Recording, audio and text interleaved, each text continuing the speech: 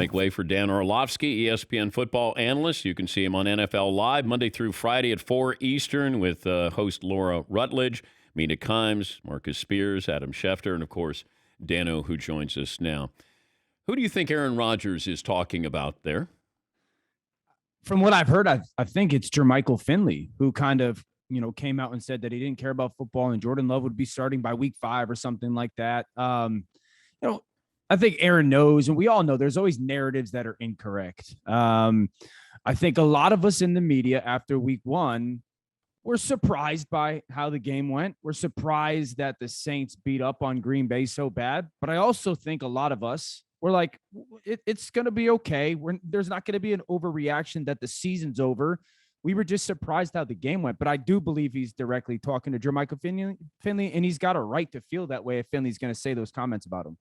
But I think people overreacted to week 1. I think they've overreacted to week 2. I mean, they beat the Lions at Lambeau. Yeah. Okay? They should beat the Lions at Lambeau. You being a former Lions quarterback. Right? No offense. I got a Lions shirt on. I said this yesterday. They did what they should, but I'm also not going to throw up my arms and say this is going to be the greatest offense we've ever seen. I mean, the Lions defense in week 1 gave up 300 yards to Jimmy Garoppolo. Go watch Jimmy Garoppolo play against the Eagles defense in week 2. Very different performance. So, and also it took 2 remarkable throws for them to kind of get into some better rhythm offensively, the ball to Devontae Adams and then the touchdown to Tunyon. So, while they performed better, it wasn't flawless. There were some struggles still with their offensive line, second offensive line unit that they've played in 2 games. So it wasn't, this has cured everything. There's this saying, winning cures everything. I often look at it, winning covers everything. Them winning was a good deal, but it still covered up some things that they've got to progress on, and understanding it's 15 weeks left of the season. Which game will tell you more about the 2 teams playing? The Packers and the Niners, Rams and the Buccaneers? Probably the Rams and Buccaneers. I felt 3 or 4 weeks ago that the Bucs had a legit chance to make a run at 17-0. And I thought if they got past weeks 3 and week 4, because they play the Rams and then the Patriots, that they would have a real chance. The issue was going into the season, were they going to stay as healthy as they did last year? The healthiest team in football last year were the Tampa Bay Buccaneers. They're not right now. And I think the injuries on defense are starting to show itself. But also, Dan, if you watch this team play last year, just from a quarterback's perspective defensively, it was so hard to get completions at times. And quarterbacks had to play in such duress. You just felt the defensive line. Maybe not the sacks, you just felt them. And it's not showing up through 2 weeks defensively. Quarterbacks are getting completions at an alarming rate. They're able to move the football really well. They're not playing under duress, so to speak. And I think that, if the Bucs are going to go really be the team offensively, they're going to be lights out, but really be the team that I believe should be the bona fide team to beat in the NFC. Their defense has got to start playing with that kind of impact or attitude that they did last year. But what happened after 12 games? They were 7-5. Yeah. Switched happened. Schematically. Yeah. They switched scheme-wise offensively big time. They obviously went to stuff that Tom was way more comfortable of. The whole foundation of the offense went, we're going to keep 12 clean. We don't care if that means we only get 3 guys out in the pass concept. We're going to keep him. He's good enough. And that is still very much so the identity of their offense. I think the thing that changed from their defense in the back half of the season was Vita Vea got back and healthy. That's a big part. Their corners played way more disciplined. Early on in the year last year, they were an aggressive aggressive back end. They'd be jumpy on balls, and they got bit on it a little bit. It also helped them a little bit, but they played more disciplined and more kind of, you hear the phrase, the rush is tied to the coverage and vice versa. They played a little bit more of complementary aspect of that. They're just not getting hands-on guys at the line of scrimmage and being physical right now. So I'm not overly alarmed by it, but it's still, you watch the tape and you go, this doesn't look like the same defense the back half of last year. I was wondering about Kansas City as we move forward this season and we get to the playoffs. I still think their kryptonite is you run the football. I think the Browns running the football, Baltimore running the football, the Titans running the football. It feels like that's a team that could give Kansas City a run for its money getting to the AFC title game. Your thoughts about that? Yeah, you've got to be able to run the football explosively. It's not. I mean, think about the Monday Night Football game. They had 49 snaps. The Chiefs did offensively. They still scored 35, 28 because the Badgers, and still almost pulled it off. Yeah. With a team that ran the football incredibly well by Baltimore. So yes, philosophically, but you have to be explosive. It can't just be this ball control offense. Because again, they scored 28 in 49 plays. I mean, that's a remarkable efficiency. So you want to have that philosophy of you gotta score and control, try to keep the ball away as much as possible. And you have to ask yourself, well, what are the teams that actually can do that? Do I think Tennessee can be explosive while running the football? A.J. Brown's got to catch the ball a little bit more consistently. I think that Cleveland's got the ability to do that, especially if OBJ gets healthy. And I was talking about this on NFL Live yesterday. When we look at the teams that we think are bona fide Super Bowl contenders on both sides of the conferences, I feel like the number one question that we will ask about every team is the defense going to be good enough? Think about it. Buffalo Bills, Kansas City Chiefs, maybe the Tennessee Titans, the Las Vegas Raiders, the Rams, the Bucks, Dallas Cowboys, potentially the Seattle Seahawks. The number of question is the defense is going to be good enough. Well, but the Rams, you have two of the five best defenders in the game. Absolutely. But you could say that, and that was kind of my point when it came to the Packers, because the Rams, you got two of the best. The Seattle Seahawks, you got two of the best, in Adams and Bobby Wagner. The Tampa Bay Buccaneers, you got five of the best. Yeah. And I think with Kansas City, the thing that gives me a little bit of kind of peace when it comes to their defense is I feel as long as Tyrann Mathieu is on that field and playing healthy, and he's back and really back from the COVID time frame away, that they got a chance to still, because their defense, Dan, is always hit or miss. It's always high or low. For 3 years they've been bad against the run, but they're predicated upon getting a turnover, getting a takeaway, getting it back to Patrick Mahomes, and then kind of the avalanche comes. So yes, it is a fair question. To beat them, you got to run the ball and be explosive. Not a ton of teams can do it, but also you can't get that one or two turnover to kind of swing the game. Dan Orlovsky, ESPN football analyst. You can see him on NFL Live Monday through Friday. They start at 4 Eastern. You had to eventually gear yourself to be a backup quarterback in your mind, that you had started throughout grade school, high school, college, and then even in the NFL, you go in wanting to be a starting quarterback. But how do you gear yourself? We talk about, could Cam Newton be a backup quarterback, or could RG3 come in and be a backup quarterback? How do you not convince yourself? Well, maybe you do. Like, how do you get to the point where you go, I'm embracing being a backup? How hard was that? It's a great question. Incredibly hard. Because to your point, for 20 years or so, 20 plus years, I was the guy. In 2011, it happened for me. It really in the offseason after 2011, because I had played for the Colts. I'd played well, beat 2 playoff teams in my final 5 games. And I was like, the NFL is going to tell me I'm a starter. And that offseason, they told me I wasn't financially. They said, you are a backup. Your mindset has to switch from how do I play so well to how do I help others play so well? And the reality, and this is the thought process I had, Dan, was 53 jobs on every team, right?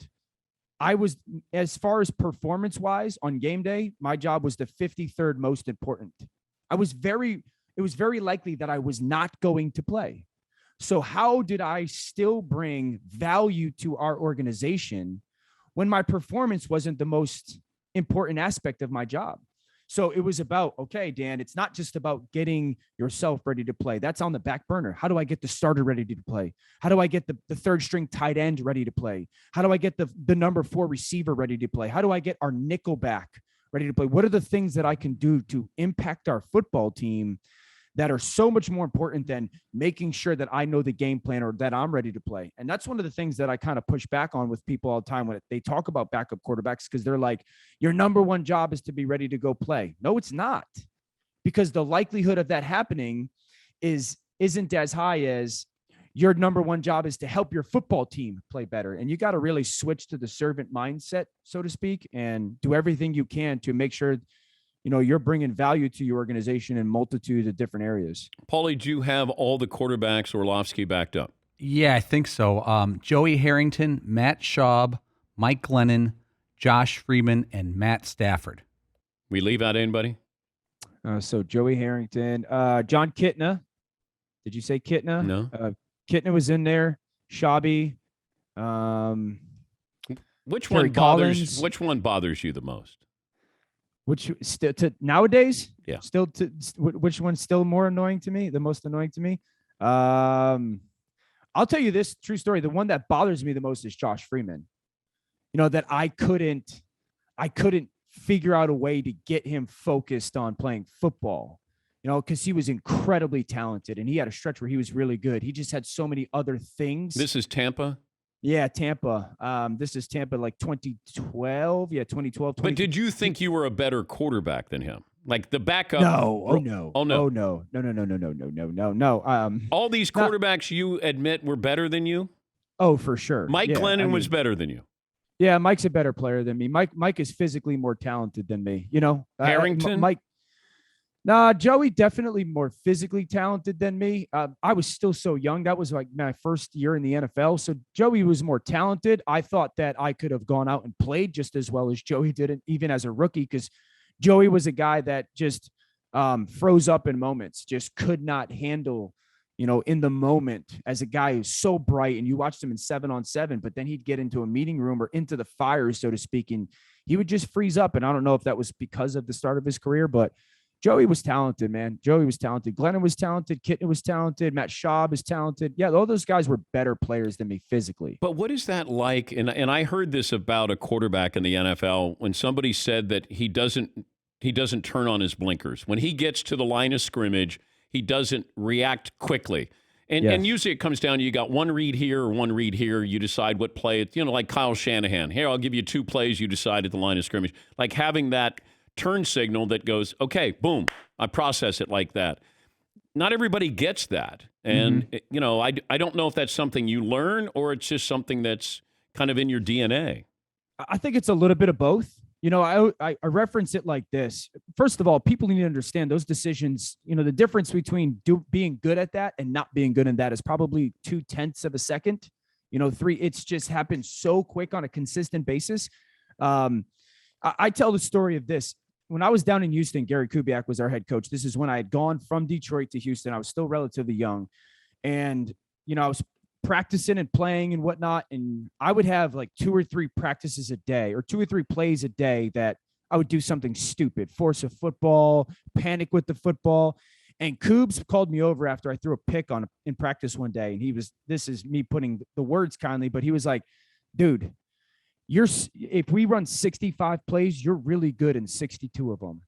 But he's like, those 3 plays are the difference between you being a player in this league and not. He's like, you got to get rid of them. And it was, again, a bad decision. Where are your eyes? Throwing the football to the wrong place.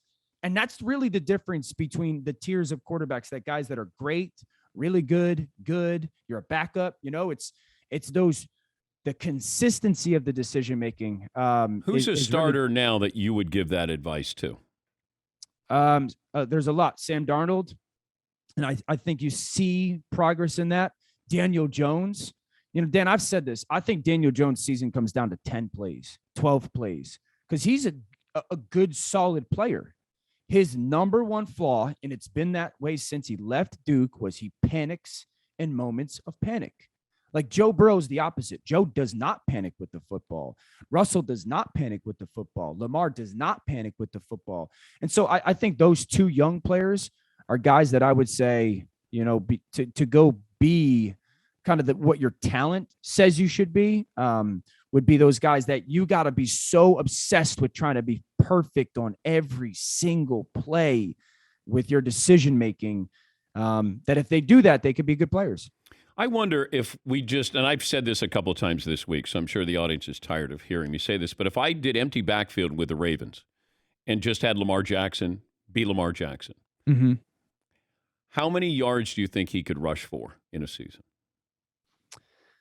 17 games. You would probably push 2,000 yards. You know, I don't know how successful your offense would be. Yeah. That's the other part of it is, would he survive 17 games? But I just wonder if I'm a defensive coordinator and you just say, all right, Lamar's back there. I know that they do the play action. I would never buy into play action with the Ravens now. Not with those running backs. I'm like, all right, let them run. Yeah. But if I do Lamar and I just, like, you're in the backfield, like at your house, you're playing in the backfield, empty backfield, and it's Lamar, and you're just running and, throwing in the neighborhood. I just wonder how dangerous that offense, how good could that offense be? Yeah. Dynamic. Again, how the ebbs, does it help you win football games, so to speak? But it reminds me when I was in college, this is early 2000s. That's when like NCAA football, the video game was the best.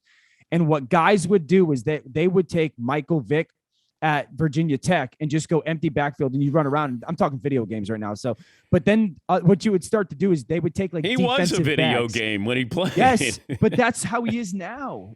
That's how he is now. He is a video game, and I can't imagine how frustrating it is to just be on the other side. Because if you think about the touchdown that he scores at the front pylon, not the one that he flips, but the touchdown that he scores at maybe it's the 2-point conversion I'm thinking about, that he kind of gives the guy the dead leg, the defensive line, the linebacker, the dead leg. You've got two guys accounted for Lamar on that play. Both play it the right way, and still it doesn't matter.